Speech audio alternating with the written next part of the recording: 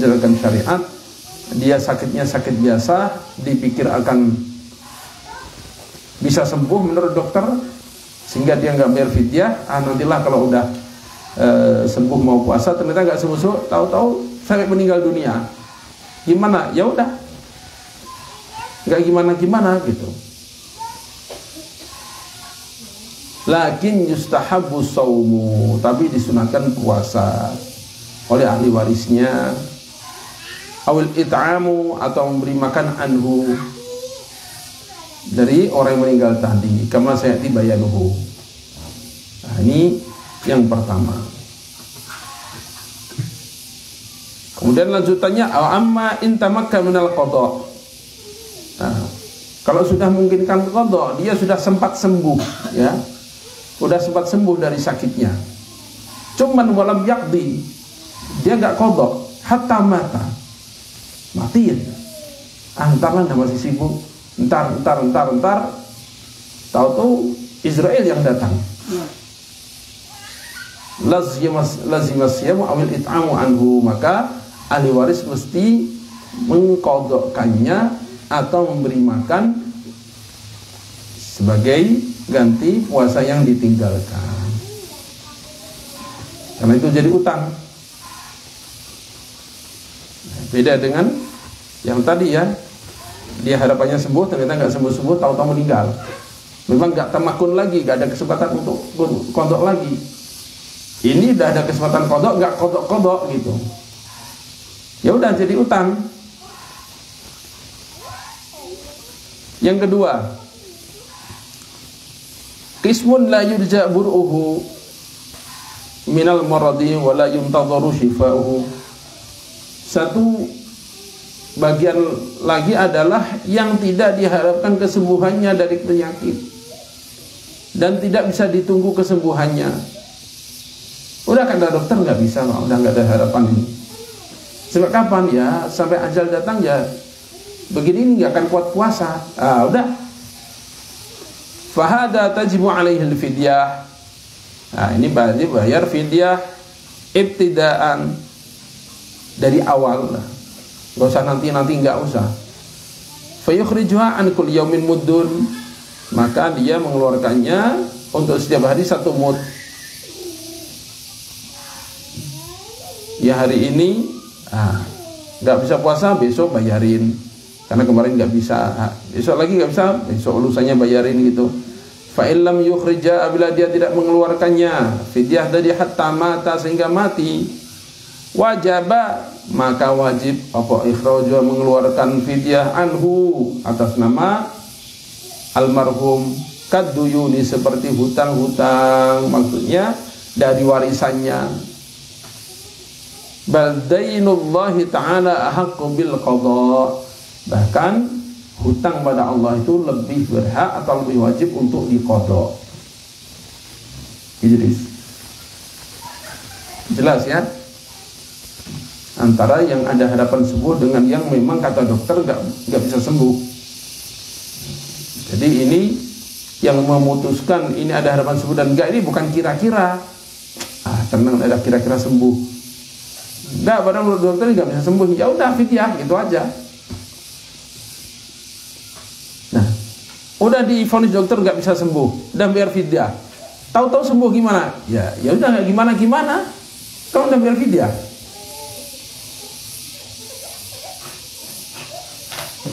Udah, itu yang pertama, sakit udah selesai. Al-masudhan al-iftar bisa babis safar.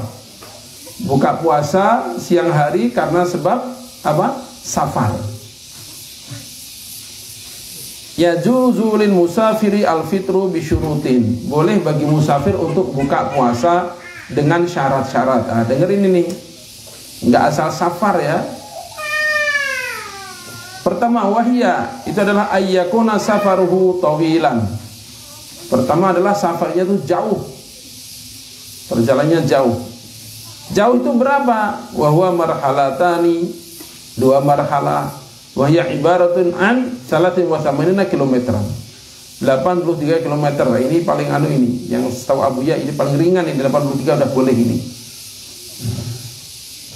Tahu ulama-ulama sekarang memperkirakan beda-beda. Yang paling hati-hati 91 yang paling hati-hati itu. Begitu. Nah, aliran.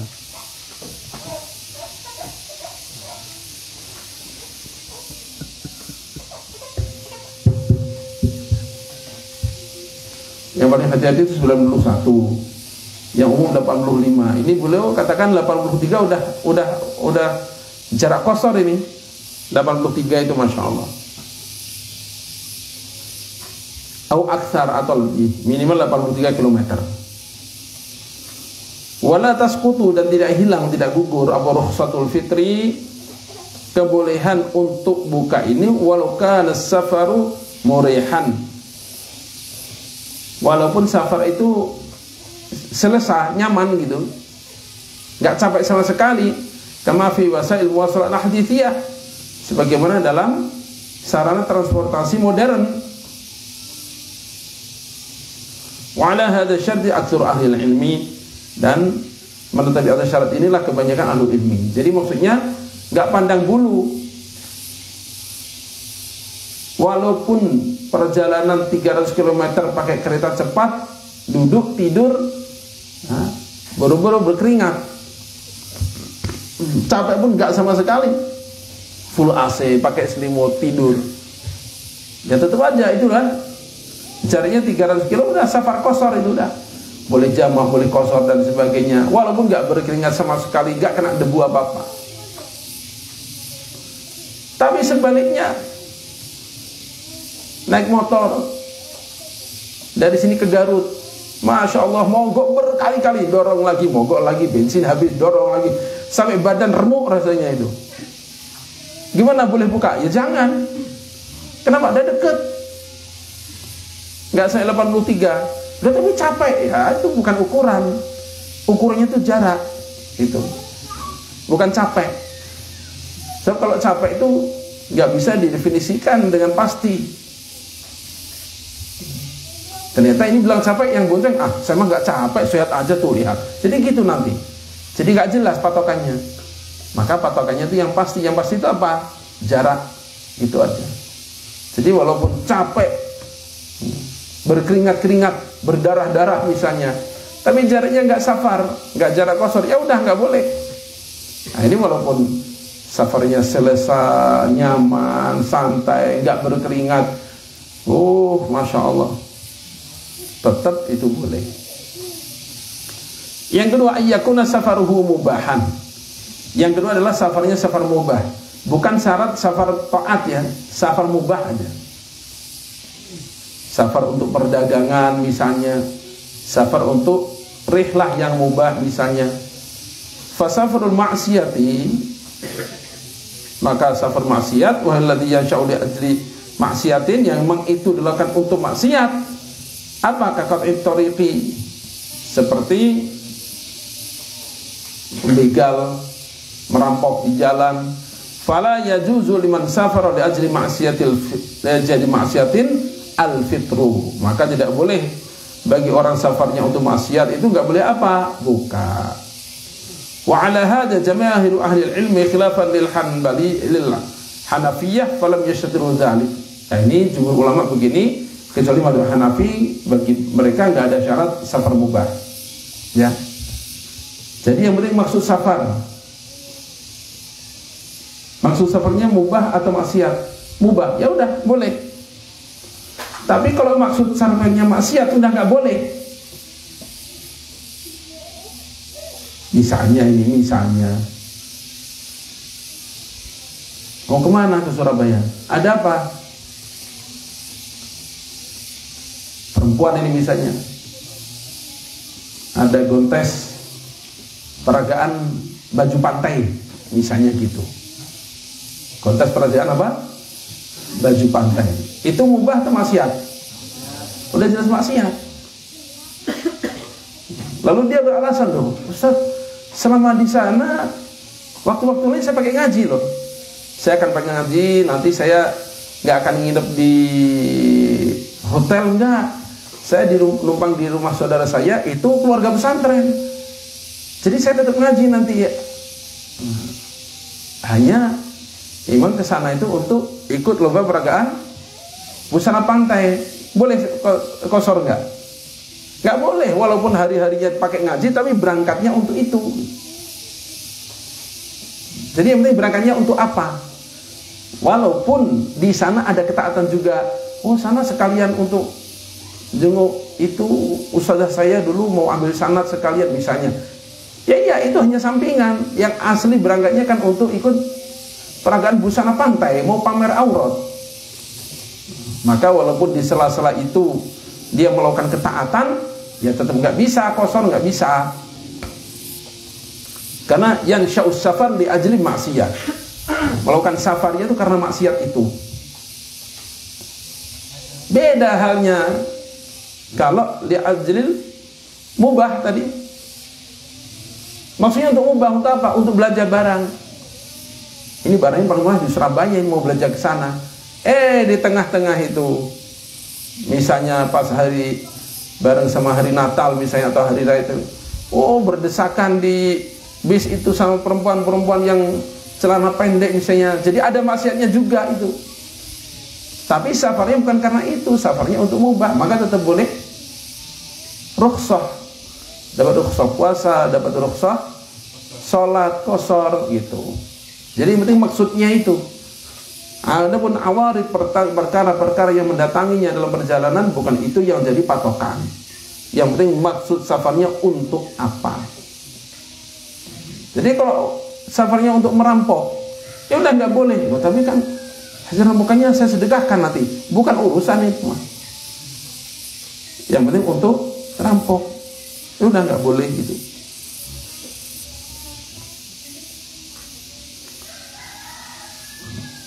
Jadi pertama tadi safarnya safar qashar, safar tawil. Yang kedua safarnya mubah. Yang ketiga, wa ayyufariqa umran al-baladi aw suraha qabla al-fajri. Ini khusus untuk puasa ya. Dia sudah meninggalkan pemukiman. Ini balad kalau kami ngaji dulu diartikan kelurahan atau desa, tidak diartikan negeri atau kota. Jadi sudah meninggalkan pemukiman di desanya atau tapal batas desanya qoblal fajri, sebelum fajar. Inda Syafi'iyah wa bihadza qala al-Malikiyah. Jadi kalau berangkatnya itu siang-siang ya nggak boleh. Berangkatnya setelah subuh ya nggak boleh. Nggak dapat rukhsah buka puasa. Yang dapat rukhsah puasa itu kalau berangkatnya sebelum subuh. Ini juga sama dengan rukhsah sholat Jumat. Nah, ini mumpung sekalian ini. Jadi rukhsah tidak sholat Jumat karena safar itu kalau dia berangkatnya juga sebelum fajar. Berangkatnya setelah fajar ya wajib sholat Jumat walaupun musafir. Terus gimana? Ini kan memang keretanya jam 7. Ya udah berangkat dari rumah, jangan jam 6, berangkat dari rumah sebelum subuh. Subuh di mana itu, di stasiun apa di mana sambil nunggu di sana. Sebab kalau berangkat setelah subuh ya wajib sholat Jumat gitu. Wa hadza khilaful fitri bil maradi. Ini berbeda halnya dengan masalah bolehnya buka puasa karena penyakit. Fayubahu bihudutsil maradi athna an-nahari liwujudihi min ghairi ikhtiyarihi bi khilafis safar. Maka dibolehkan berbuka puasa tengah hari karena baru sakit siang-siang itu.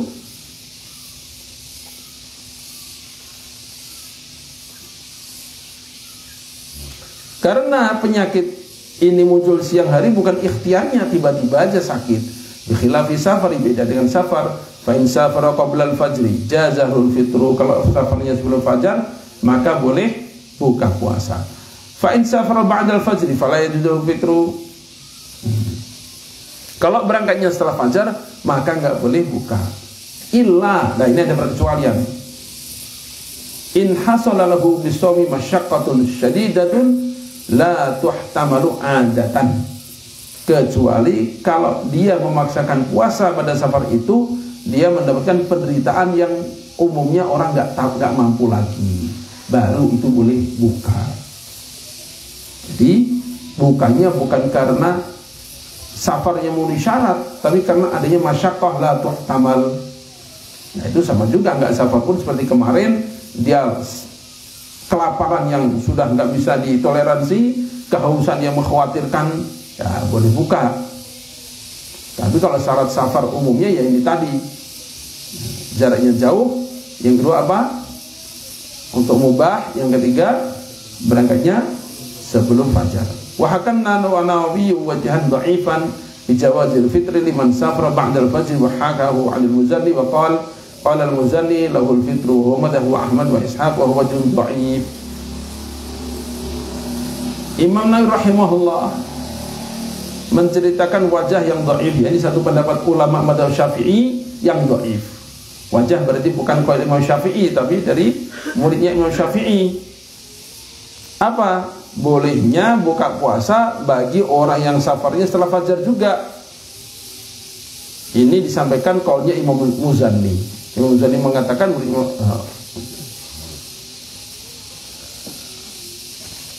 bahwa boleh, beliau mengatakan boleh baginya untuk buka puasa. Wa huwa madhhab Ishaq. Tapi ini wajhun dhaif, tapi ini lemah. Hakahu ashabuna an ghairi Muzanni an ashabina aidan wal madhhab al-awwal. Nah, ini lemah ini. Yang kuat adalah yang pertama tadi, bahwa itu tidak boleh. Qala Sibuhawi qila inna Muzanniya raja'an hadzal manquli anhu. Jadi ada riwayat juga bahwa akhirnya Imam Muzanni meralat pendapatnya ini. Wa qala, dan beliau katakan idribu ala qawli, udah lempar saja pendapat itu tadi. Wa kana. Nah, dalilnya apa ini? Dalilnya apa? Kok kalau berangkatnya setelah fajar itu enggak dihitung? Wa kana ihtijja dijadikan dalil adalah bi anna an-nabiy sallallahu alaihi wasallam kharaja amal fathi min al-madinati sha'iman. Rasulullah sallallahu alaihi wasallam waktu Fathu Makkah, beliau berangkat dari Madinah dalam keadaan puasa. Hatta balagha qira'al ghamimi aftara. Tatkala telah sampai qira'al ghamim, beliau buka puasa. Fadhanna annahu aftara fi naharihi, maka beliau buka pada siang harinya. Wa hadzal haditsu fi sahihain.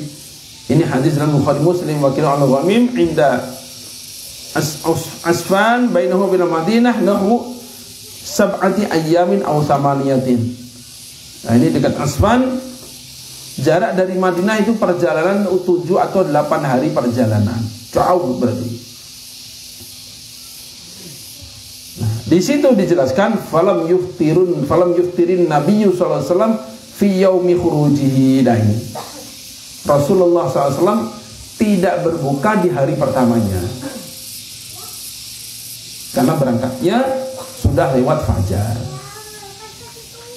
Ada hari pertamanya itu beliau nggak buka, yang setelahnya baru buka. Itu. Nah, sekarang kalau ada rukhsah gimana? Halil afdhalul musafiri al-fitru awi shaumu. Yang utama apakah bagi musafir itu dia buka atau dia puasa? Ikhtar jumhurul ulama'i anna shauma afdalu minal fitri illam yatadarrar bisaumi. Jumhur ulama mengatakan bahwa puasa lebih utama daripada buka apabila dia tidak mendapatkan madarat, bahaya dengan puasa. Dia sudah terus puasa lebih utama. Qala bil Hanafiyah wal Malikiyah wal Syafi'iyah. Ini pendapat tiga mazhab, Hanafi, Maliki, Syafi'i. Wastadallu biqaulihi ta'ala wa antasumu khairul lakum. Dan bila kalian puasa itu lebih baik bagi kalian. Wa qala al-Hanabilatu, mazhab Hambali berpendapat apa?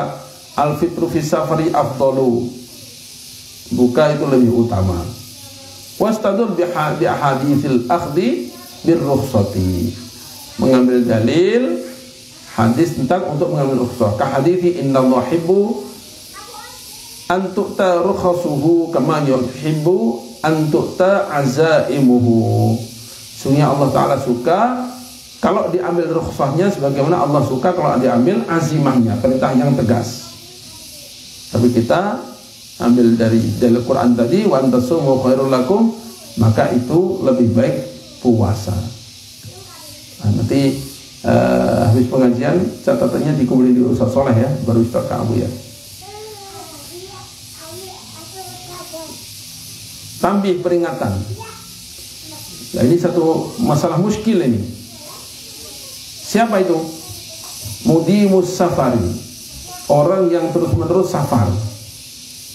Supir tronton, supir bis, masinis misalnya, yang nggak ada liburnya hanya hari Ahad. Terus safar. Aidaimus safar. Gimana? La yubahu lahul fitru, nggak boleh buka kalau dia. Li'annahu yu'addi ila isqatil wujubi bil kulliyah. Sebab itu akan mengarah pada pengguguran kewajiban secara total. Illa ayyak sudah qada'an fi ayyamin ukhar, kecuali bila dia menghendaki untuk qada pada hari-hari lain. Misalnya dia jadwalnya 2 bulan kerja, 2 bulan off, misalnya begitu. Berarti nggak daim itu, cuman selama Ramadan dia safar terus memang.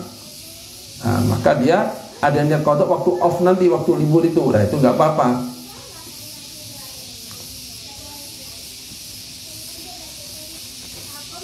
Atau dia memang mengatakan, nanti yang ini agak berat ini, nantilah bulan berikutnya itu safar saya nggak separah ini, saya bisa kodok itu nanti, maka nggak apa-apa.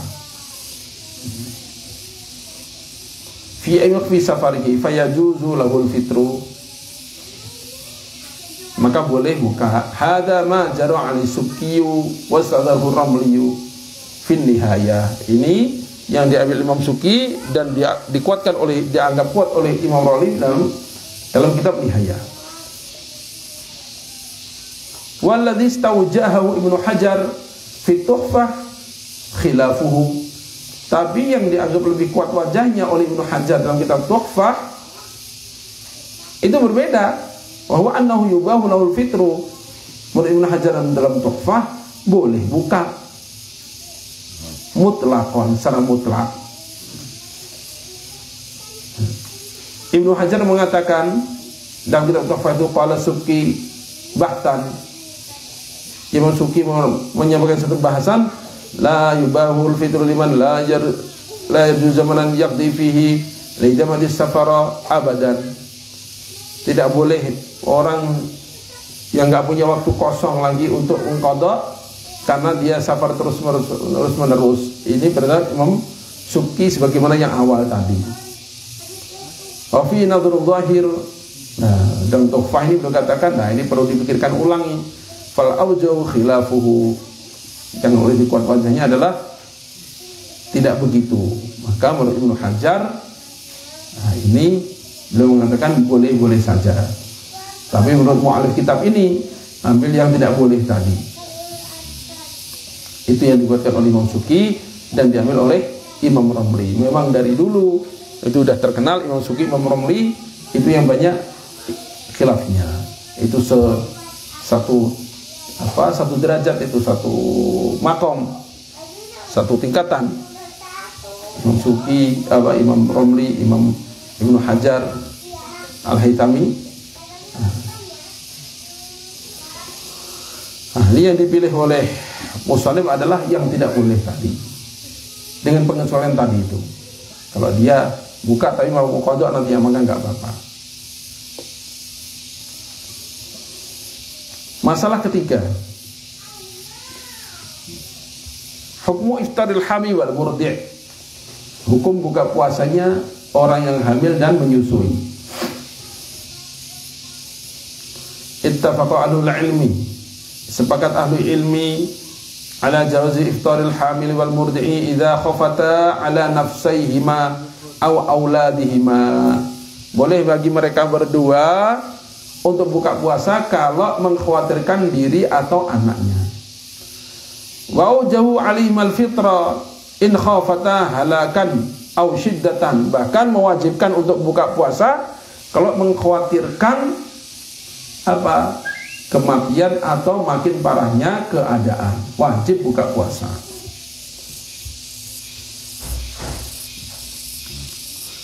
Wa inda Syafi'iyah, menurut mazhab Imam Syafi'i, ulama Syafi'iyah, anna 'alal hamil wal murdi'i idza aftarata khaufan 'alal waladi faqad al fidyata wal qada'a.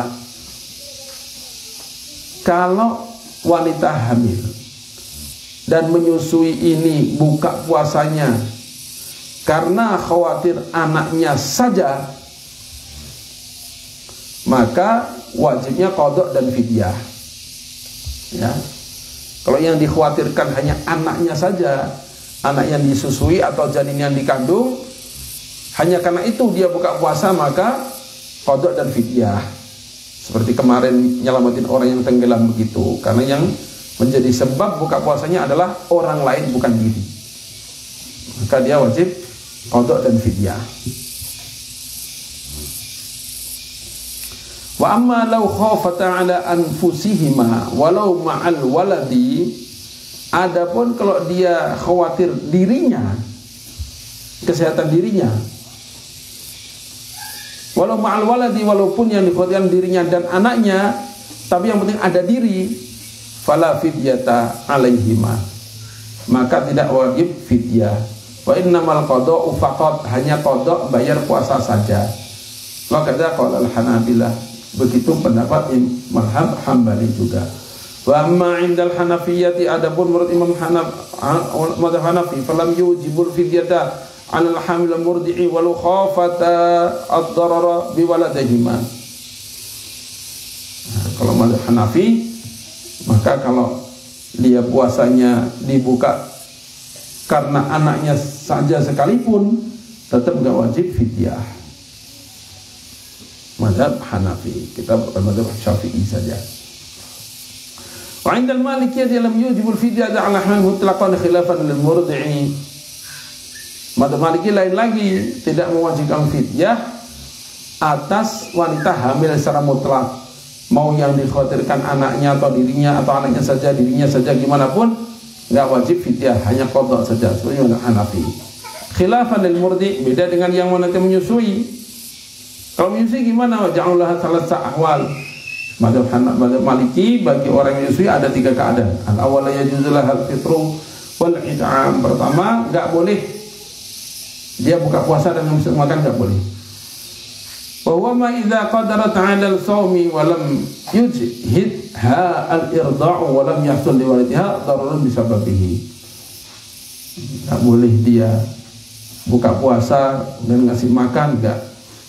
Kalau apa ini? Kalau dia mampu untuk puasa dan nyusui tidak menyusahkannya, dan anak pun juga tidak madarat, anak sehat-sehat aja walaupun dia puasa, ya udah, jangan buka. Atsan yajuzu lahal fitru fihal fitru wal it'am. Yang kedua, boleh buka puasa dan ngasih makan. Apa syaratnya? Idza adhadaha al-irda'. Kalau memberat menyusui itu buatnya berat, diberatkan oleh irda' atau menyusui. Wa tsalits yajib. Ketiga, itu wajib alaihal fitrul wal it'am. Wajib dia buka puasa dan ngasih makan. Kalau apa itu? Idza lam yumkinha al-irda' wa khafat ala walidiha syiddatal adza. Kalau tanpa makan, tanpa buka, enggak bisa menyusui. Dan kalau nggak disusui, anaknya khawatir sakit, ya udah, wajib buka puasa. Dalilnya sekarang, wa min haitsul istidlal liqaulil jumhuri, qala al-Hafidz Ibnu Hajar, taqaddama haditsu Anas bin Malik al-Qushairi wa fihi innallaha wada'a 'anil musafiri wal hamil wal murdi'i as-sama wa syaqqa salati, sungguhnya Allah Ta'ala memberikan keringanan bagi musafir, hamil dan murdi' dan wanita menyusui apa? As-sauma, puasa. Wa syaqqa salati, dan separuh salat bagi musafir ini. Wa fi sunnal arba'ati wa ridwan nasai wa rakhasa lil murdi wal hubla. Ini dalam kitab sunan yang 4. Nasai Tirmidzi Ibnu Majah.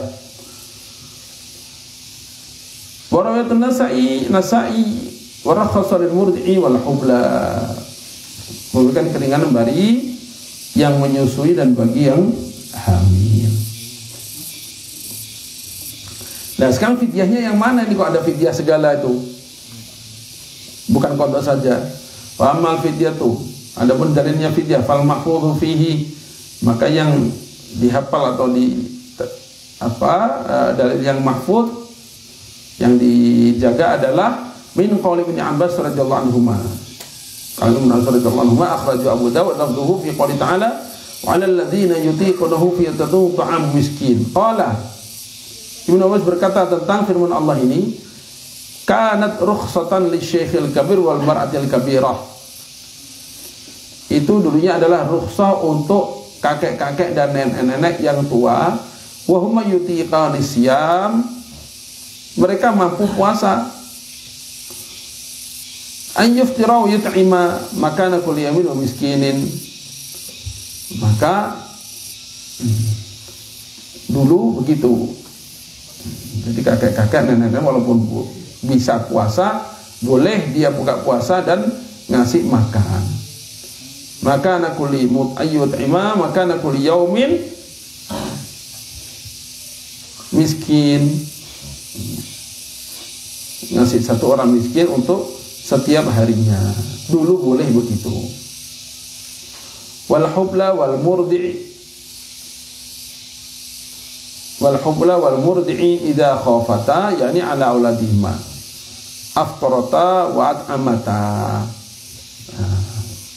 Dan wanita hamil dan menyusui tatkala khawatir atas anak-anak mereka, boleh buka dan ngasih makan, tapi tetap qada puasa. Bukan dah bayar fidyah udah we, enggak begitu. Qada plus fidyah.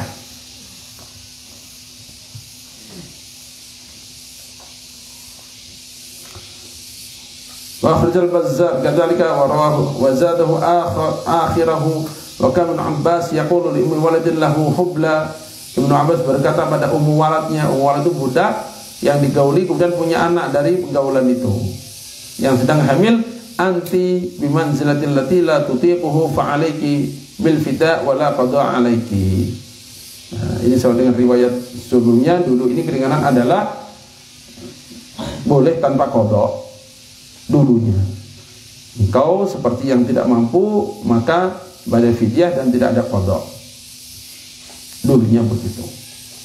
Nah, al-mabhasus sadis, pembahasan ke-6, fi bayan ta'khiril 'adad syahriyah min ajli ibadah ka shaumil haji, tentang mengakhirkan atau menunda datang bulan bagi wanita untuk ibadah puasa dan haji. Jadi minum obat supaya haidnya mundur, misalnya begitu. Gimana hukumnya ini? Yustafadu mimma qalahu al-ulama wal mutaqaddimun wal mu'asirun fi hadhihi al-mas'alah. Bisa diambil faedah dari perkataan ulama yang dulu-dulu dan yang modern fi hadhihi masalah ini, anna istikhdam ad-dawa'i min ajli ta'khiri 'adatil mar'ati ila fatratin ukhra min ajli idrak al-ibadah sahihatan fi waqtiha ka-shaumi wal haji jaizun. Bahwa penggunaan obat untuk menunda kebiasaan wanita, yakni haid, supaya mundur pada waktu yang lain, supaya bisa mengerjakan ibadah dengan sahih, haji misalnya, umrah misalnya, minum obat penunda haid juga puasa misalnya, malas kalau ada haid segala, pengen sempurna Ramadan ini, minum obat penunda haid misalnya, gimana? Jaizun, itu boleh. Bisyarti alla tatadarrar al-mar'atu bidzalika wifqan lil qawaid syar'iyyah, dengan syarat bahwa wanita tidak mendapatkan madarat apa-apa dengan penggunaan obat itu sesuai dengan kaidah syariah. Walam yarid, dan tidak ada dalil ma yamna'u dzalika, apa yang menghalangi itu enggak ada dalilnya. Cuman walakin yanbaghi lil mar'ati an tabqa ala tabi'atiha wa jibillatiha allati khalaqallahu ta'ala 'alaiha. Hanya saja seyogianya wanita udah tetap aja sebagaimana tabiatnya dan watak bawaannya ajalah yang Allah Ta'ala sediakan. Udah waktu haid, biarin haid aja lah. Fahadha amrun qad kataballahu ta'ala ala banati Adam alaihissalam, sebab ini perkara yang memang ditetapkan oleh Allah Ta'ala atas wanita-wanita anak Adam alaihissalam. Ya udah diturutin aja, nggak usah dirubah-rubah. Walaupun kalau dirubah tadi boleh, kalau untuk tadi untuk apa? Untuk ibadah tadi. Wa yumkinu an yustadalla bi lima taqaddama, dan bisa juga untuk jadikan dalil untuk masalah tersebut bima rawahu indar Abdul Razzaq fil Musannaf anna Abdullah bin Umar radhiyallahu anhuma su'ila an imra'atin.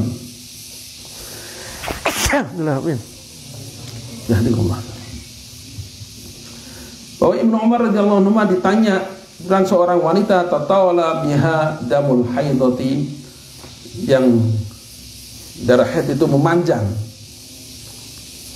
Fa'aradat an tashraba dawa'an yaqta'u dama anha, dia ingin minum obat yang akan memutuskan, menghentikan darah haid itu.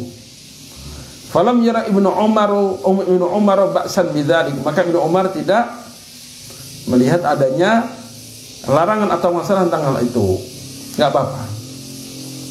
Bahkan wa na'ada Ibnu Umar ma'al araq, bahkan Ibnu Umar menceritakan coba pakai air rendaman siwak, kayu arok, mungkin itu bisa memutuskan juga. Malah dikasih resepnya, maknanya itu boleh gitu, pakai air rendaman siwak. Qala Ma'mar wa sami'tu ibn Abi Najih yus'alu an dzalika falam yarahu bihi ba'san. Aku mendengar Ibnu Abi Najih ditanya tentang hal itu juga tidak mengatakan larangan.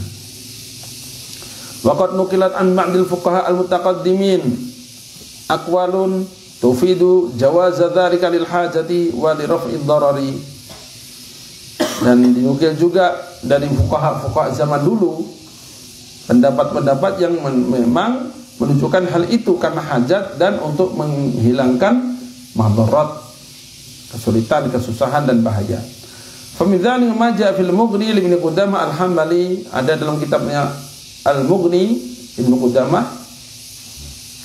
rawi'an Imam Ahmad qauluhu la ba'sa an tashrab al-mar'atu dawa'an yaqta'u anha al-haidha idza kana dawa'an ma'rufan. Enggak apa-apa bagi wanita untuk minum obat memutuskan haid kalau memang obat itu sudah dikenal, enggak bahaya, baik-baik saja. Ya, boleh. Wajah fil Majmu'il Muhammadil Masail wal Furu' li Shafi As-Saqaf, dalam kitab Majmu'nya Muhammadil Masail milik Imam milik Habib Shafi As-Saqaf, naqlan an Fatawil Jamal Muhammad bin Husain Al-Hammad Az-Zabidi Asy-Syafi'i rahimahullah taala, apa? Wa amma isti'malu dawa'in yamna'ul haidha falam aqif ala naqlin. Adapun menggunakan obat untuk mencegah haid, maka saya tidak dapati nukilan riwayat menjelaskan itu. Wa dhahiru al-jawaz, tapi zahirnya adalah boleh. Lintifa'in illatil lati allala biha ullila biha allala bil qailu bil man'i. Karena enggak adanya ilat yang orang berpendapat atau menjadikan ilat itu untuk melarang, enggak ditemukan gitu. Ay man'id dawa'i lil hamil li'ilqa'i ma fi batniha. Ini masalah lebih jauh lagi, bahwa kalau seorang punya kandungan lalu belum sampai 4 bulan belum ditiupkan ruh, minum obat untuk menggugurkan asalkan tidak mudarat, itu nggak apa-apa juga, karena itu belum ada nyawanya, sama dengan hukum darah dan daging tambahan aja, belum ada ruhnya. Qala al-alamah as-Sawi al-Maliki fi hasyiah 'ala al-syarh as-saghir min Sima' bil Qasim man ista'mala ad-dawa'a li raf'ihi ay al-haid an waqtihi al-mu'tadi fartafa'a fayukamu laha bit-tuhri. Imam Ahmad al-Haliki, Imam Sawi mengatakan bahwa barang siapa wanita memakai obat untuk mencegah haid dari waktu yang sudah terbiasa jadwalnya, lalu betul-betul enggak haid, maka ya hukumnya hukum suci orang enggak haid. Wa ani kinanata man adatuha thamaniyatu ayyamin masalan, barang siapa yang adatnya 8 hari misalnya, fastamalat dawa'a ba'da 3 masalan, setelah 3 hari dia minum obat lirafihi untuk mengangkat haid, baqiyat muddati, sisa masanya masih 5 hari, dia minum obat, tahu-tahu enggak haid benar, fayukamu laha bituhri, ya udah, itu dihukumi suci. Khilafan limin farhun, lakin para ulama hadzal ilaj makruh li'annahu madhanatu darar. Tapi ulama dalam mazhab Maliki mengatakan makruh, khawatir ada madaratnya.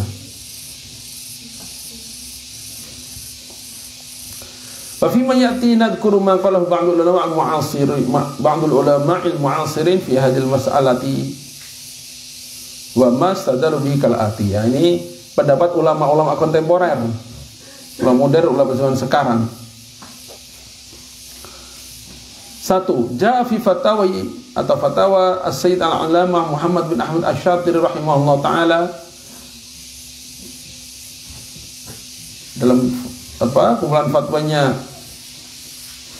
Allamah Asy-Syatiri, hal yasmahul islamu bisaytarati 'ala al-haidi bil aqaqir lituwafiqa ba'd al-munasabat kal haji aw syahr al-asal. Nah, ini lebih ajib lagi ini. Apakah Islam membolehkan untuk mengatur haid dengan obat-obatan tradisional karena berhubungan dengan musim haji atau akan melangsungkan bulan madu? Bulan madu lagi haid, bulan madu kan gak rame, maka biar bulan madunya lancar, minum obat penunda haid, boleh enggak ini? Tadi yang kita bahaskan untuk ibadah haji nih. Ini bukan untuk ibadah haji, untuk bulan madu. Jawab Allamah Asy-Syatiri, na'am, yasmahul islamu bidzalika. Islam membolehkan hal itu. Fima dzakarahu sa'il, dalam apa yang dicarikan penanya tadi, untuk haji maupun untuk bulan madu. Idla mani'a minhu syar'an kama nassa 'an katsir minal fuqaha. Memang enggak ada nas syara' yang melarang itu, sebagaimana itu ada para fuqaha. Wa bi syarti alla yantaja minhu dararun 'alal mar'ati. Nah, dan dengan syarat jangan sampai gara-gara minum itu ada madaratnya, tapi amalan bil qaidah al-fiqhiyah asy-syahirah, karena mengamalkan kaidah fikih yang masyhur. Nah, ini kalau untuk haji itu udah sangat biasa diamalkan. Nah, tapi untuk malam pertama, untuk bulan madu jarang ini dipakai ini obat ini.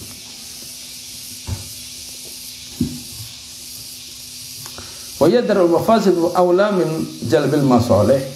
Ya, ini menolak mafsadah, kerusakan lebih utama daripada mengambil kemaslahatan. Jadi mau dapat maslahat apa, bulan madu yang nyaman, tapi dengan asbab itu jadi penyakit, ya jangan kalau begitu. Wa karaha ba'dul fuqaha taghyirul 'adati. Sebagian fuqaha al-fiqih tidak menyukai atau memakruhkan perubahan kebiasaan itu, kebiasaan haid itu fi awqatil ibadah hatta la tu'arid at-tabi'ah allati khalaqallahu al-mar'ata 'alaiha,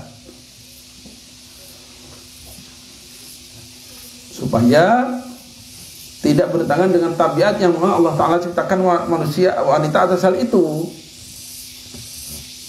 Walitabqa fi jarayaniha ala tabi'atiha, dan supaya wanita ya udah mengalir sebagaimana tabiatnya aja, udah enggak usah pakai obat-obatan, maka makruh.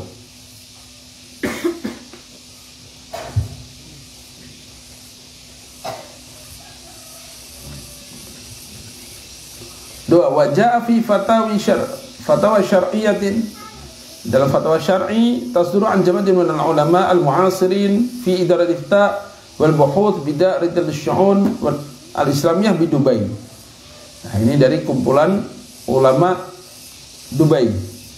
Jawabannya apa? Inna isti'mal al-mar'ati lil hububi liman ad-dawrati la harja fihi insyaallah. Wanita menggunakan pil untuk mencegah datangnya haid, insyaallah enggak apa-apa.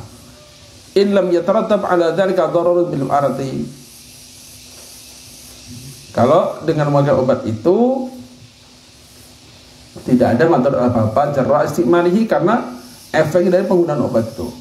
Fa in tarattaba ala istimalihi dararun. Nah, kalau karena penggunaan itu timbul darar muni'a, maka enggak boleh lidarari, karena madarat itu. La li ajli man'id daurah min ajli shaum. Jadi yang dilarang bukan mengatur jadwal haidnya, bukan, yang dilarang karena dorornya itu. Li'anna isti'mal al-hububi li hadzal ghardi huwa wasilatun li ajli amali khairin. Sebab memakai obat-obatan untuk menunda tadi ini adalah wasilah untuk amal khair. Wal wasailu laha hukmul maqasid. Nah, ini kaidah juga. Wasilah itu hukumnya sama dengan maksud. Maksudnya untuk baik, ya udah baik, gitu aja.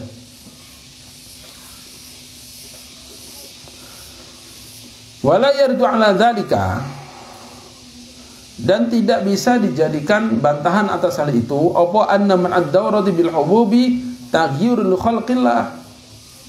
Oh, jangan-jangan itu merubah ciptaan Allah itu. Apakah gitu? Au qahrul lil jibillah, atau misalnya orang, wah, jangan-jangan itu pemaksaan pada tabiat, gimana nanti? Au annahu haidun hukman. Wah, jangan-jangan itu hukumnya tetap haid itu, jangan-jangan walaupun zahirnya enggak haid. Enggak bisa gitu. Enggak bisa begitu. Wa dzalika anna syari'al hakima innama harrama 'alaiha as-siyama was-salata halatal haidi li ajlil haidi. Enggak bisa begitu. Karena syari' Allah dan Rasulnya itu mengharamkan puasa dan sholat di saat haid adalah karena keluarnya haid itu. Karena keluarnya haid itulah maka diharamkan puasa dan sholat. Takhfifan 'alaiha, untuk memberikan keringanan padanya. Dan tadi juga dari riwayat Ibnu Umar juga membolehkan. Takhfifan 'alaiha lima ya'tariha athna'ahu, karena perkara yang mendatanginya pada pertengahan dia puasa, yakni haid tadi. Wa annahu la yatalabbasu biha athna'ahu hadathun ma'nawiyyun yamna'u shalat sihhatas shalati was-shaumi wa qalidan ma huwa ma'lum. Dan sebab orang haid itu ya di tengah-tengah haidnya itu dia melakukan sesuatu, tertimpa sesuatu yang mencegah sahnya sholat. Apa itu? Yaitu keluarnya haid, kan jadi gak tohir, gak suci, maka gak bisa sholat. Dan puasa juga sama, syarat secara maknawi juga harus tohir dari haid. Nah, maka fa'idam tana'u nuzulud dami li sababin aw li ghairihi lam takun haidun haqiqatan wala hukman. Ya udah, berarti kalau memang darahnya nggak keluar, berarti ya hukumnya bukan haid, hakikatnya ya bukan haid, ya udah. Maka boleh melakukan amalan orang yang bukan haid, amalan orang suci. Wala yataghayyaru dzalikal hukmu illa binuzulihi ay adami. Dan itu berubah hanya karena keluar darah. Kalau nggak keluar ya udah enggak, suci berarti. Wala yunzaru likauniha akhadat wasilatan liman'ihi, dan tidak perlu dipandang atau dijadikan pertimbangan. Oh, ini kan berhenti karena dia minum obat. Berarti ya enggak masalah itu. Berhenti entah karena minum obat, karena ditotok, karena diurut, karena udah jadwalnya, asal berhenti ya udah berhenti gitu. Dan hadil wasilata hiya minad dawa'il mubah isti'maluhu, karena wasilah ini tadi termasuk obat yang memang boleh diminum, dipakai. Fa idza ista'mala al-mubaha, kalau dia menggunakan yang mubah, li gharadi fi'li ta'ati, untuk maksud mengerjakan taat, yurja ayyusaba ala fi'lihi i'tibaran biniyatihi. Kalau maksudnya untuk amal baik, justru malah diharapkan dapat pahala, karena niatnya untuk menyempurnakan haji, menyempurnakan puasa. Amma ayyuqala bi'ithmi fala, kalau ada yang mengkhawatirkan dosa, enggak lah, kalau dosa enggak bisa itu. Pendapat kedua dari ulama modern. Ketiga, qala Syekh Yusuf Qardawi, ini masih hidup ini, mengatakan alladzi yuwafiqu amal muslimin fi khairil quruni, yang sesuai dengan kebiasaan umat Islam di khairul qurun, adalah antusayyirul mar'atul fitrat allati fatarat nasa 'alaiha. Yani wanita berjalan sesuai fitrah yang Allah ciptakan. Ala anna tanawula hadhihi al-hububi laisa mamnu'an syar'an. Panjang ini penjelasannya. Kemudian ada kata-kata bahwa mengkonsumsi obat-obatan seperti ini tadi secara syariat tidak dilarang. Idla dalila ala man'ihi, sebab gak ada dalil untuk melarangnya. Ma lam yakun min waraihi dararun bil mar'ah, selama setelah memakainya tidak ada bahaya untuk wanita.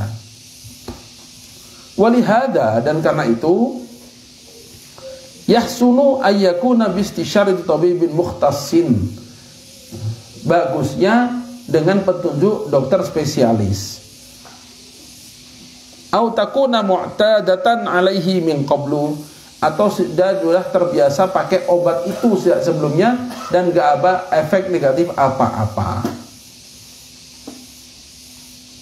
Kama la yaliqu bil fatatil azra'i an tatanawala hadzal naw' min al hubub, sebagaimana tidak selayaknya gadis-gadis yang masih muda, masih gadis, untuk makan obat-obatan ini.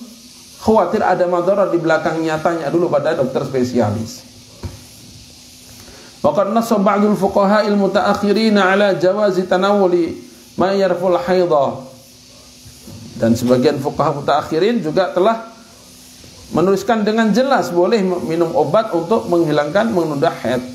Faqala Syekh Mar'i fi dalil talib min kutubi Hanabila anna lil untha syurba dawa'in mubahin li husulil haidi wa li qat'ihi. Dalam kitab Hambali milik Syekh Mar'i, bagi wanita boleh minum obat supaya segera haid atau untuk memutuskan haid. Segera haid gimana maksudnya? Berarti dia terlambat, khawatirnya hamil, pengennya nggak hamil dulu, minum obat biar haid, nggak apa-apa. Atau memutuskan haid. Qala syarihu ay manarus sabil li'anna al-asla al-hillu hatta yarid tahrimu wa lam yarid, sebab pada dasarnya ini adalah boleh selama nggak ada dalil, dan sekarang nggak ada dalil yang melarang. Selesai. Al-mabhasu sabi'u, pembahasan ketujuh, fi bayani hukmil huqani al-ibri, tentang hukum suntik atau injeksi.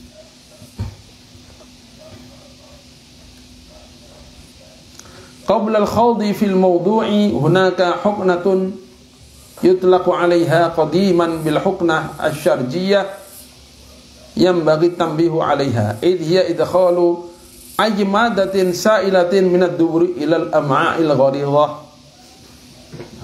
Istilah huknah untuk zaman dulu itu bukan suntik seperti zaman sekarang. Zaman dulu huknah itu ada istilah bahasa Indonesia cuma lupa. Yani memasukkan cairan dari dubur ke usus besar. Kalau zaman dulu begitu, yang tradisional zaman dulu huknah itu begitu caranya.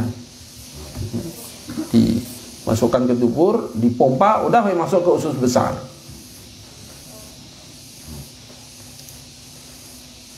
Qad yakunu biqasdi tardil fadalat. Terkadang itu dilakukan untuk maksud untuk menghilangkan lendir-lendir atau lemak-lemak yang berlebihan. Au biqasdi isba'il jismi biddawa, atau untuk dengan maksud untuk mendapatkan kekenyangan supaya kenyang dengan obat itu. Awil ghadha, atau untuk mendapatkan gizi. Fahadhihi bi jami'i halatiha muftiratun lis-sha'im bi ittifaqil fuqaha. Nah, kalau cara huknahnya begitu, maka apapun yang dimasukkan, mau untuk obat, untuk supaya kenyang, supaya kuat, supaya dapat nutrisi, ya membatalkan puasa kalau caranya begitu. Itu ittifaqnya fuqaha termasuk madhab Syafi'i. Li'anha tadkhulu min manfadin tabi'iyyin. Karena itu dimasukkan dari lubang yang memang terbuka secara tabiat. Wa tasilu ila hadil jawfi, dan masuk sampai ke dalam rongga perut. Di hadits Ibnu Abbas radhiyallahu anhu min qalihi al-fitru mimma dakhal. Nah, kemudian lain lagi ini, wa hunaka aidan. Ini sebelum masuk pembahasan tentang injeksi, tentang suntik ya. Wa hunaka dan masalatul ukhra. Ada permasalahan lagi. Wa hiya taqtir. Fi badil ihlil wa mukhdimul dzakari wal labni minal unsa. Yani masukkan obat tetes pada lubang kemaluan laki-laki atau pada lubang susunya wanita. Dikasih obat tetes tertentu. Zaman dulu ada pengobatan model begitu. Nah, kalau yang itu gimana? Wa huwa muftirun 'alal ashah inda Syafi'iyah wa ghairihim. Nah, kalau ini yang ashah, berarti ada khilaf ini. Yang ashah yang lebih sahih adalah membatalkan puasa. Kenapa? Li'annahu yusamma jaufan. So itu disebut rongga juga. Walaupun kecil tapi rongga juga. Wa muqabil as-sahih la yuftiru. Tapi ada qaul lain, yaitu qaul sahih berarti la yuftiru, tidak membatalkan. Binaan ala muqabalati binaan ala muqabilihi. Sesuai dengan kebalikannya. Id laisa fihi quwwatul ihalah. Sebab baik lewat lubang kemaluan laki-laki maupun lewat lubang puting wanita, itu sama-sama cairan yang dimasukkan gak akan ada perubahan. Gak ada zat atau enzim atau apapun yang akan merubah itu, sehingga dianggap tidak membatalkan. Wa qala bi jama'at minal ulama kal ahnaf wal hanabilah. Madhab Hanafi dan Hambali mengatakan itu gak batal juga. Madhab Syafi'i yang asal mengatakan batal, walaupun yang sahih mengatakan gak batal seperti madhab lain.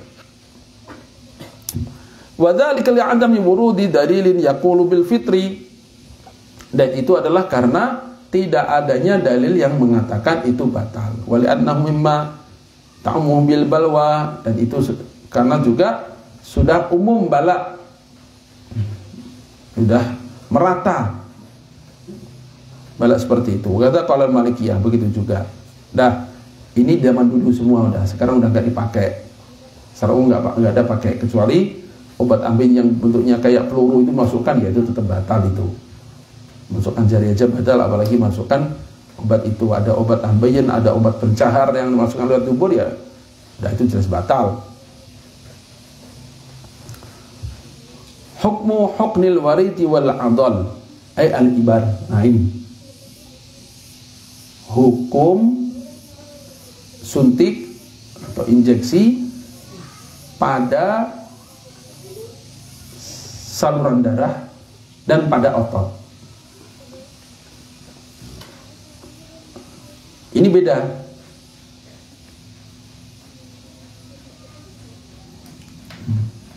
Ini yang disuntik otot atau urat. Urat yang mengalirkan darah. Jadi ini sama-sama ada di tubuh kita menyeluruh, cuman beda fungsi. Ya.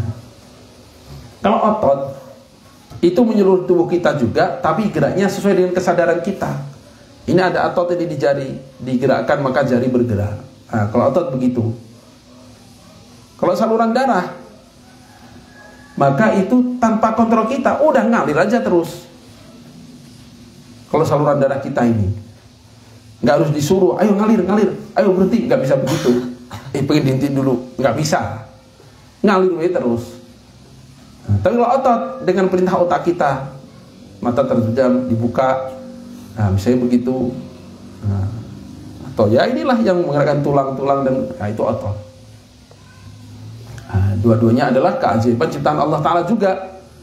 Nah, apalagi saluran darah kita ini, subhanallah, kata ulama, ahli-ahli kedokteran, andaikan ini dikeluarkan dari tubuh kita ya, saluran darah ini ditarik semua, itu bisa ngelilingi bumi 2 kali panjangnya ini.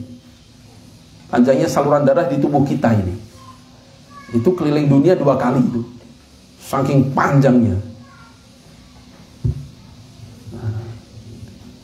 Nah ini suntiknya kemana? Ke otot atau ke saluran darah. Amal huqanu allati yuqanu biha fil waridi wa fil adli wa tusammal ibar. Nah, ini huknah yang pakai injeksi, pakai jarum. Fakhtalafal ulama'ul mu'asiruna fihi ila arba'ati aqwal. Ini khilaf, ada 4 pendapat ini. Nah, al-qaulul awal, pendapat pertama mengatakan annal huknatal waridiyah awil adaliyah tuftiru mutlaqan, bahwa injeksi yang ke saluran darah maupun ke otot dua-duanya membatalkan puasa. Pendapat pertama. Jadi orang tanya, hukumnya vaksin gimana? Hukumnya suntik gimana? Dibalik tanya lagi, yang disuntik apa ini? Ke saluran darah atau ke otot? Gitu aja. So ini ada perbedaan. Pendapat pertama mengatakan dua-duanya membatalkan. Kalau kita ambil kaul ini, maka vaksin apapun ya batal, udah gitu aja. Karena itu mau otot mau saluran darah batal aja. Menurut kaul awal. Kaul tsani, annal huknah al-waridiyah awil adaliyah la tuftiru mutlaqan. Suntik tidak membatalkan sama sekali. Mau ke saluran darah mau ke otot gak batal. Yang ketiga, annal hukna al-waridiyah tuftir wal hukna adaliyah la tuftir. Nah, ini kalau dalam takrirat sadidah yang ketiga ini, bahwa injeksi ke saluran darah membatalkan, kalau ke otot tidak membatalkan. Al-qaul rabi annal huknah huknah litadawi la tuftir mutlaqan wal huknah litaghdhiyah tuftir mutlaqan. Yang keempat, dilihat fungsinya. Fungsinya apa dulu? Kalau untuk pengobatan maka tidak batal. Kalau untuk nutrisi maka batal. Tusuk ini untuk apa? Lemes dia biar kuat, batal.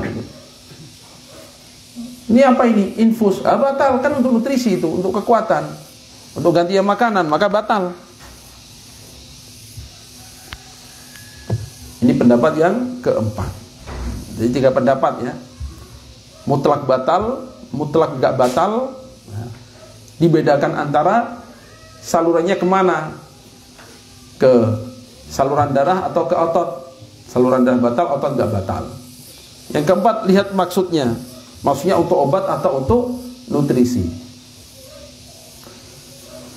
Penjelasannya sekarang. Tafsirul aqwalil sabiqah wa bayanu adillatiha. Al-qaulul awal. Ini penjelasan dan dalil-dalilnya. Pendapat pertama, bahwa injeksi itu membatalkan mutlak, tanpa membedakan apakah itu injeksi untuk berobat atau untuk kekuatan atau untuk nutrisi, untuk makanan, sama saja, bahwa itu membatalkan. Ini pendapat siapa? Qala bi jama' min ulama Hadramaut wa ghairuhum. Ini adalah pendapat para ulama besar Hadramaut dan yang lain-lainnya, seperti Alam Syekh Salim Sa'id Bukair Ba'ishan, sampai beliau menulis kitab tentang wuduhul butlan fi hukmi ba'dal fitri bil hukni bil ibra fi nahari Ramadan. Beliau menulis risalah khusus tentang batalnya ini. Tadi tidak pandang bulu, mau untuk obat, untuk nutrisi, untuk apapun, asal suntik batal, titik, itu udah. Beliau Syekh Salim Sa'id Ba'ishan ini menulis risalah ini radda fiha ala ba'dil ulama mu'asirin lahu. Memang membantah pendapat ulama-ulama yang sejaman dengan beliau. Wa man qala bi Syekh Muhammad Iwad Bawazir, dan juga Syekh Muhammad Iwad Bawazir mengatakan batal tadi.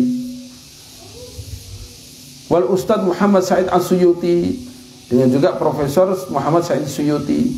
Jadi kalau di bahasa Arab ya, Ustadz itu mulianya luar biasa, profesor artinya. Kalau di kita kan kiai panggil Ustadz marah. Orang mana ajengan banyak Ustadz. Ajengan atuh. Iya mah ajengan, misalnya Ustadz loh. Kalau Ustadz tuh, wah masih ecek-ecek, masih muda. Kalau yang sepuh itu ajengan. Padahal kalau di Arab Ustadz itu profesor artinya. Saya ke muhadarah al-Ustadz, wah itu pemuliaan itu, Masya Allah, profesor.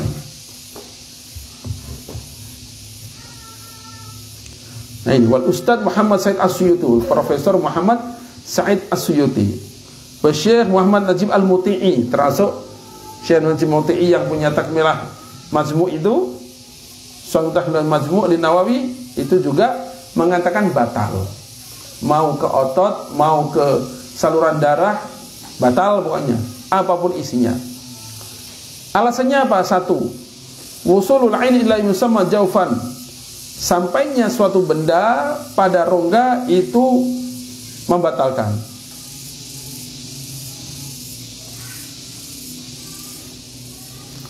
Idza kana min manfadin maftuhin, apabila masuknya dari lubang atau liang yang terbuka. Sawa'un kana dzalikal jawfu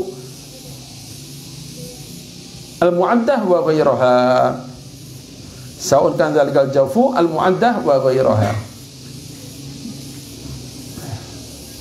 Baik lubang itu adalah yang memang sudah disiapkan oleh Allah Ta'ala, terbuka begitu biasa, maupun yang itu tidak terbuka asalnya, seperti ditusuk itu, maka sama-sama membatalkan. Sawan kana fihi quwwatun tuhilul ghada wad dawa aula, baik itu ada kekuatan untuk merubah makanan dan obat atau tidak, sama saja. La faqra fil manfadhi bainal maftuhi khilqatan wal maftuhi fathan mustahdatan mudrokan, sama saja. Mau itu terbukanya memang asli ciptaan Allah, atau dibuka dengan kesengajaan yang baru dengan alat, sama saja itu terbuka dan sampai ke dalam, batal. Alasan pertama. Alasan kedua, innal manatal ladzi yanbani alaihi hukmu bil fitri huwa wusulu syai'i ila dimaghi awil jawfi. Yang menjadi patokan batal puasa itu kan sampainya sesuatu ke dalam rongga otak, kepala, atau rongga badan. Famata tahaqqaqal wusulu aftar as-shaim.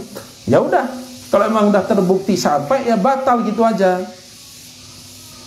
Wala syakka fi anna hadhil huknata tasu ilal jawf, dan enggak ada keraguan, enggak ada perdebatan bahwa yang disuntikkan tuh sampai ke dalam.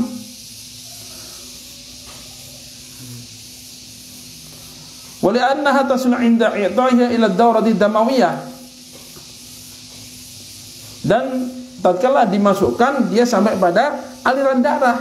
Wa hadza tuwazzi'u ila ajza'il jismi kullun bihasbi talabihi. Dan kalau udah masuk ke aliran darah kan ke bawah, muter ke seluruh tubuh sesuai dengan maksudnya, udah batal kalau udah begitu. Alasan kedua. Alasan pertama tadi karena sampai ke dalam, yang kedua ini memang sesuai dengan kaidah bahwa kalau sampai ke jauh maka batal. Yang ketiga, tu'addil huknah wadhifat at-ta'am wa tu'addi wadhifat al-istidwa minal fami.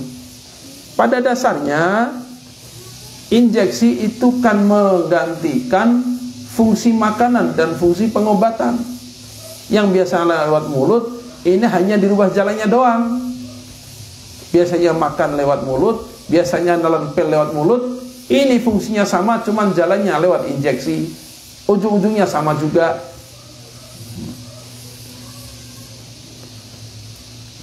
Bala hiya ablaghu asra wa aktsaru ta'thiran. Bahkan kalau lewat injeksi itu lebih cepat dan lebih kuat pengaruhnya dibanding lewat mulut.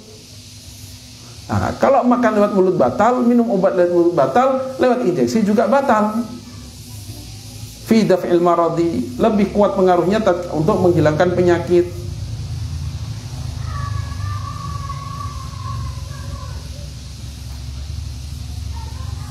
Wal hizalin najmi 'anil ju'i, dan juga untuk menghilangkan perasaan rasa kering, kurus itu karena karena kelaparan juga cepat hilang, lebih cepat hilangnya dengan infus tadi misalnya. Lebih terasa segernya lebih cepat daripada makanan yang lewat mulut. Nah, berarti fungsi makanan dan obat yang biasanya lewat mulut itu terwakili dengan ini. Ya udah sama batalnya. Nah, ini pendapat pertama yang mengatakan bahwa apa tadi? Batal mutlak. Al-qaulu tsani, kebalikannya sekarang. Wa annal hukna la tuftur mutlaqan, enggak batal pokoknya. Dua-duanya ulama besar, kumpulan ulama, bahwa tidak batalkan sama sekali. Baik itu yang ke saluran aliran darah maupun yang ke otot. Baik itu untuk berobat maupun untuk nutrisi juga enggak batal. Oh, ini lebih dahsyat lagi. Ini pendapat siapa ini? Syekh Qadhi Abdullah bin Iwad Bukair, Allamah Abdurrahman Taj Syekhul Azhar. Nah, ini Syekhnya Al-Azhar bin Al-Azhar, wa Syekh Muhammad Al-Baihani, ulama Al-Azhar. Dr. Muhammad Hasan Hitu yang punya STI Imam Syafi'i di Cianjur itu masih hidup orangnya. Beliau punya pendapat ini juga yang mengatakan enggak batal sama sekali. Dr. Yusuf Qardawi juga, dan yang lain-lainnya. Ini ulama-ulama besar juga. Tadi ulama besar, ini pun ulama besar.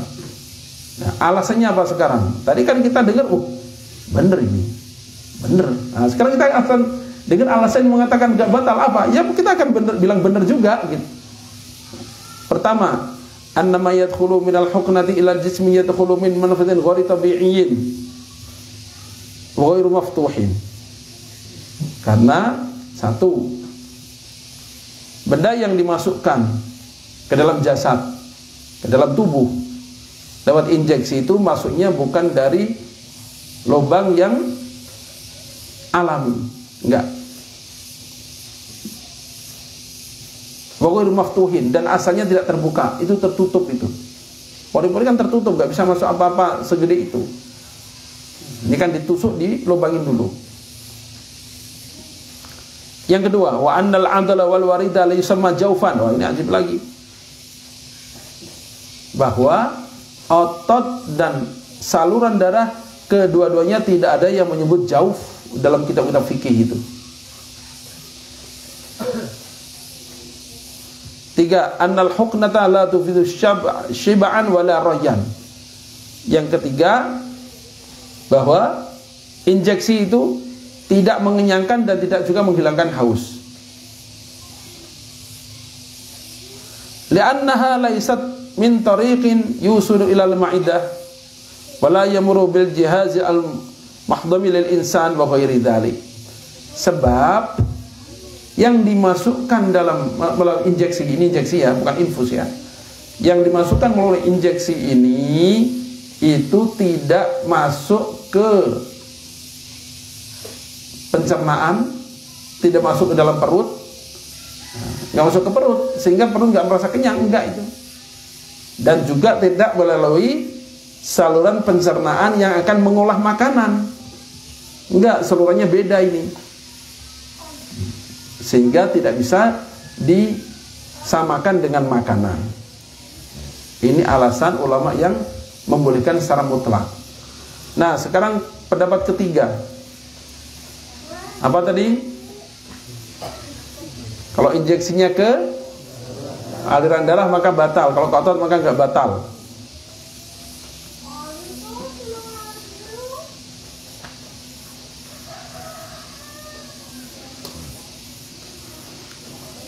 Ini adalah pendapat guru kami Syekh Al-Allamah Sayyid Abdullah bin Mahfud Al-Haddad rahimahullah. Dan ini menurut kami adalah pembedaan yang bagus. Dan menurut kami ini adalah pendapat yang belum pernah diambil oleh siapapun sebelumnya. Dan ini adalah pendapat yang nampak kekuatan dan kehati-hatiannya, baik dari sisi teori maupun dalilnya. Maknanya penulis kitab ini mendukung pendapat ketiga ini. Dan ini juga yang ada dalam kitab Taqrirat Sadidah. Begini juga keterangannya. Wastadalla ala dzalika bi qa'idatin muqarrad 'inda Syafi'iyah qadiman. Dalilnya apa? Ada kaidah zaman dulu. Faqala mudallilan lima dhahaba ilaihi. Beliau mengambil kaidah itu sebagai dalil atas pendapatnya apa? Qarrara fuqaha'una as-sabiqun ma yufidul farqa bainal huknatil waridiyah wal huknah adhariyah. Para fuqaha madzhab Syafi'i zaman dulu telah menetapkan satu kaidah yang bisa kita gunakan untuk membedakan antara injeksi ke saluran darah dan injeksi ke otot. Apa itu? Faqalu man tu'ina fi fakhidhihi, barang siapa ditusuk pahanya, summa subba fihi dawa'u fala yuftiru, ditusuk bolong ini pahanya, dikasih obat merah, betadin dan sebagainya, atau zaman dulu dikasih getah batang pisang misalnya, fala yuftiru, maka itu gak batal. Nah, ini kan udah ma'ruf. Nah, kata beliau begitu. Ini kan udah ma'ruf. Orang kalau ditusuk lalu lukanya dikasih obat gak batal. Li'adami wusulihi ila jaufin, karena ini tidak masuk pada rongga. Tapi wa man tu'ina fi khasiratihi fasuffa fiha ad-dawa aftara li wusulihi ila jawfin munfatihin. Beda kalau yang ditusuk adalah pinggangnya kemudian dikasih obat maka batal. Ini sudah muttafaq alaih dari fuqaha zaman dulu kaidah ini, bahwa kalau yang ditusuk adalah pinggangnya lalu dikasih obat maka batal. Kenapa? Karena obat itu akan sampai pada rongga yang terbuka. Wal ibratul waridiyah a'dhamu min dzalik. Sedangkan injeksi ke saluran darah itu lebih daripada ini tadi. Sebab ini kalau injeksi ke rendah memang betul-betul langsung masuk ke saluran. Fa innaha tusiluhu ila a'maqil jawfi fi lahdhatin. Sebab injeksi saluran darah ini akan menyampaikan pada rongga yang paling dalam sekejap mata, lebih cepat lagi. Walaysat kal adaliyah, beda lagi dengan injeksi yang ke otot. Kenapa? Li'annaha, karena injeksi ke otot ini satu, la tusiluhu illa an tariqil imtisas liddawa. Kalau yang ke otot ini tidak akan menyampaikan obat itu kecuali an tariqil imtisas, kecuali dengan cara merembes, bukan dengan cara melalui saluran, tapi dengan cara meresap, dengan cara resapan kapiler. Memang sampai, tapi karena kecilnya rongga meresap, merembes gitu baru sampai. Wa wala yadurru kal kuhli wad duhni, dan ini kan tidak bahaya bagi orang yang puasa, sebagaimana orang pakai minyak pada badannya, orang pakai minyak pada kepalanya, memang meresap terasa ke dalam, tapi lewat pori-pori yang sangat kecil yang tersapan, itu nggak bahaya. Sebagaimana juga orang pakai celak, nggak apa-apa juga. Wa in wujida ta'muhu aw launuhu fi halqihi, walaupun setelah dia pakai minyak tadi ya, pakai minyak apa namanya, kayu putih misalnya di leher, dan ini terasa ada dingin-dinginnya gitu di tenggorokan, nggak apa-apa itu, karena sampainya itu bitariqil imtisas, dengan cara meresap, dengan cara resapan.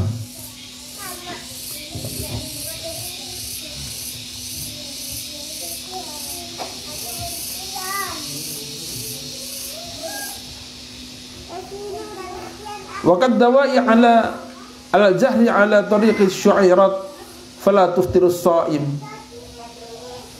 Sebagaimana juga obat-obatan yang digunakan untuk luka-luka antara syu'irat, yang pakai apa namanya itu, Allahumma shalli ala Muhammad, pakai serat, pakai serat-serat tempelkan, maka enggak membatalkan puasa itu.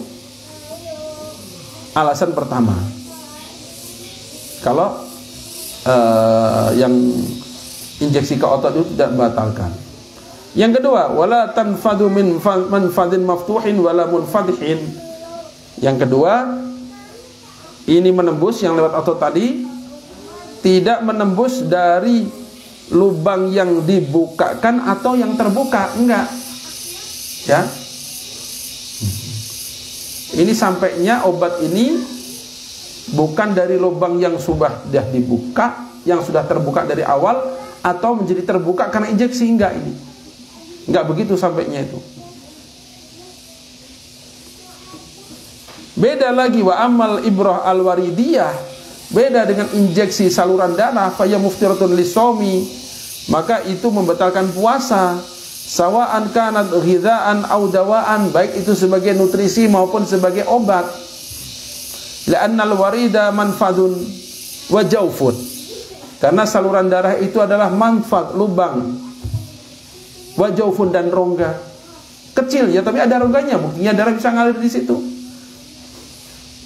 Yaslud dawa wal ghidha'u minhu ilal batini, jadi obat dan nutrisi sampai kepada bagian tubuh biwasitati dami, dengan perantaraan darah, ila jami'az zail jismi fi lahdatin, ke seluruh tubuh dalam sekejap mata, karena memang dialirkan, dibawa oleh darah, diinjeksikan pada darah. Nah, vaksin itu kalau setahu Abu ya saluran darah itu mah, di saluran darah merembet langsung menyebar, berarti gimana? Ya batal gitu. Wa idza hakamna bi taftiriha bil ghidha'il munafi lisami fayyadan tuftiru bid dawa'i alladhi yusabbi fi ta'nati. Kalau kita menghukumi bahwa injeksi tadi membatalkan karena yang dimasukkan adalah makanan yang bertentangan dengan puasa, yakni menahan diri dari makan, maka kalau yang dimasukkan obat juga sama, membatalkan juga. Kenapa? Dikiaskan dengan ta'nah tadi, tusukan pada apa tadi? Pinggang tadi. Kalau yang ditusuk pinggang, yang ditusuk perut, yang ditusuk dada, dikasih obat, batal puasanya. Dari zaman dulu begitu. Nggak ada khilaf, ya udah berarti bisa dikiaskan zaman sekarang begini, ini kiasnya.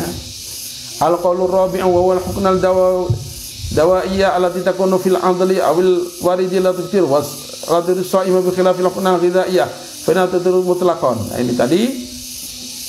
Yang keempat, melihat materinya.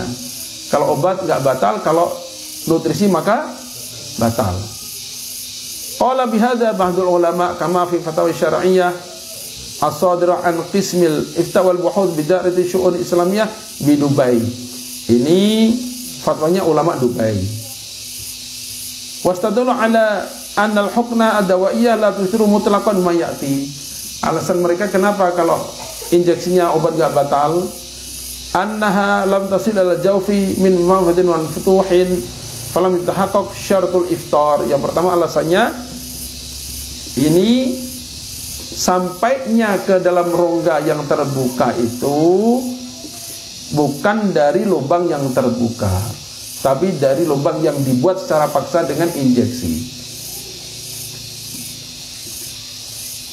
Yang kedua, annaha ashbaha ma takunu bitasharrubil masami hatta yasil ala jawfi fa innahu la yuftiru bidzalika bi ghairi khilaf. Yang kedua, alasan beliau mereka adalah ini lebih dekat keserupaannya dengan resapan melewati pori-pori. Orang mandi ini terasa seger gak? Terasa sampai ke dalam, tapi kan gak batal. Maka kalau lihat pori-pori gak batal, ya udah, obat juga gak batal, sama-sama melewati saluran yang sangat kecil, yakni pori-pori. Yang ketiga, annaha laisa fiha ghidha'un lil jismi. Itu enggak ada nutrisi untuk badan. Yunafi hikmat as-sawmi fil ju'i wal hirman. Yang kalau itu nutrisi, maka ya memang bertentangan dengan maksud puasa untuk menahan lapar. Dan ini kan tidak mengenyangkan, hanya mengobati. Makanya enggak apa-apalah kalau obat. Begitu. Wa ammal hukna litaghdhiyah fa inna tuftiru indahum. Nah, lain kalau memang ini injeksinya untuk nutrisi, untuk makanan, maka batal. Kenapa? Innaha mughdhiyah taqumu maqam at-ta'am wasyarab. Pertama ya memang itu nutrisi untuk menguatkan seperti fungsi makanan dan minuman, berarti bertentangan dengan hikmah puasa. Yang kedua, annaha tahmilu ghidha'an yasulu ila dakhil jismi wa yuntafa'u bihi. Yang kedua, itu membawa gizi yang sampai ke dalam tubuh dan akhirnya tubuh merasakan manfaatnya. Yang ketiga, wa annahu yatahaqqaqu bidzalikal istighna'u li ta'ami asy-syarab alladhi yamna'u sihhatas shaumi. Nah, orang kalau udah dikasih nutrisi lewat infus misalnya, kan sudah nggak makan nggak minum seharian juga kuat. Nah, terus apa fungsinya menahan makan dan minum kalau begitu? Nah, berarti kalau ini dimasukkan nutrisi yang bertentangan dengan puasa, maka batal. Dah, ini menyebabkan ikhtilaf. Kesimpulan oleh mu'allif, aqulu wa amma munasyaqatu adillati kulli qaulin famrun qad yatulu wala yajdi. Adapun kita memperdebatkan masalah dalil setiap pendapat, yaitu panjang lebar itu dan akan ada fungsinya untuk kita. Id anna wajahata kulli qaulin tandah min quwwati allatihi aw sihhatiha aw dha'fiha. Karena kekuatan setiap qaul itu tattadihu min quwwati adillatihi wa aw dha'fiha. Itu tergantung pada kuat dan lemahnya dalil. Fa sa'ad'u dzalika ila fahmil qari' al-hasif. Maka pembahasan dan pemilihan saya serahkan pada pembaca. yang memang punya kepahaman, punya kehati-hatian. Wal ihtiyatu la yakhfa fadluhu wa makanatuhu min ad-dinil hanif. Tapi kehati-hatian itu lebih baik.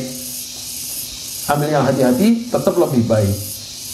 Walaupun yang mengatakan enggak batal ada, tapi ambil hati-hati lebih baik. Fakama anna al-ihtiyata fi umuri dunya hasilun matlubun, fal ihtiyatu fi umuri dini aula wa marghub. Sebagaimana hati-hati urusan dunia itu dianjurkan, maka untuk urusan agama lebih disukai dan lebih dianjurkan. Kalau mau hati-hati, ya ambil yang batal. Pertengahan, ambil yang ketiga tadi. Yani kalau ke saluran, ke aliran darah maka batal, kalau ke otot maka tidak batal. Kalau lebih teliti, kalau hati-hati udah batal gitu aja, nanti kodok lagi. Wallahu a'lam.